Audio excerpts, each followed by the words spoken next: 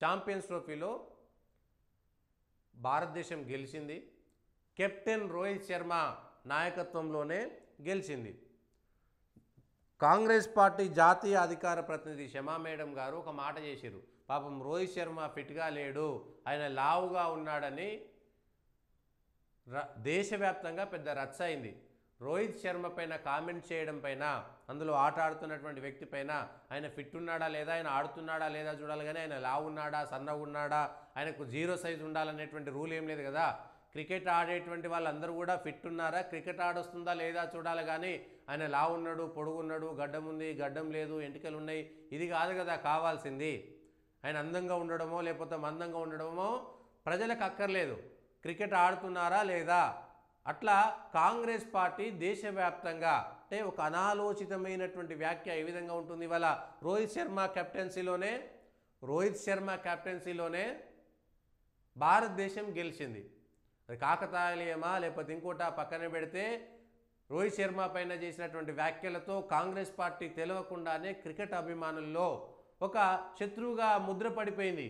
ఒక కాంగ్రెస్ జాతీయ అధికార ప్రతినిధి, క్రికెట్కి సంబంధం లేనటువంటి వ్యక్తి, పోనీ క్రికెట్ మీద ఎవరైనా కామెంట్ చేయొచ్చు, అభిమానులు కామెంట్ చేయొద్దా, ఆడేవాళ్ళే చేయాలనేటువంటి రూల్ ఏం లేదు.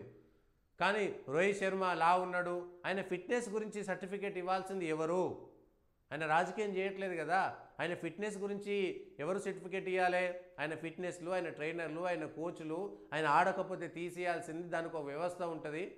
కానీ కేవలం పాకిస్తాన్ పైన గెలిచిన తెల్లారి మరునాడు మాత్రమే కామెంట్ చేయడంపో, షమా మహమ్మద్ కావాలని పాకిస్తాన్ పైన భారత్ గెలిచినందుకే ఇట్లాంటి వ్యాఖ్యలు చేశారని దేశవ్యాప్తంగా చర్చ జరిగి కాంగ్రెస్ పార్టీ ఇరుకున పడాల్సినటువంటి పరిస్థితి. రాజకీయాల్లో ఉన్నటువంటి వాళ్ళు ఆచి తూచి అడుగేయకపోతే అది జీవితకాలం వెంటాడుతుంది. పాకిస్తాన్ పైన రోహిత్ శర్మ టీం గెలిచింది కాబట్టి రోహిత్ శర్మ పైన వ్యాఖ్యానాలు చేశారని నేషనల్ మీడియా దేశవ్యాప్తంగా ఆ చర్చ అదే సాగింది. ఇదేంటి మీడియాకి ఏం పని లేదా అనేటువంటి ఒక మాట వెళ్ళిపోయింది. కానీ మీకేం పని లేదా? కాంగ్రెస్ అధికార ప్రతినిధి ఒకవేళ క్రికెట్లో రాజకీయాలు ఉంటే, క్రికెట్కి సంబంధించినటువంటి ఇతర అంశాలపైన ఏమైనా అవినీతి ఉంటే అట్లాంటి పైన మాట్లాడడంలో తప్పులేదు. లేదు, ఎవరైనా ఎంపిక చేసేటువంటి దానిపైన ఆరోపణలు వస్తే మాట్లాడడంలో తప్పులేదు. రాజకీయాలను క్రికెట్ నుంచి దూరం చేసేటువంటి పరిస్థితి లేదు.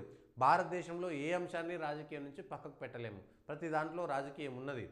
కానీ మాట్లాడిన విధానము, సందర్భం వల్ల కాంగ్రెస్ దెబ్బపడ్డది. ఏమైంది?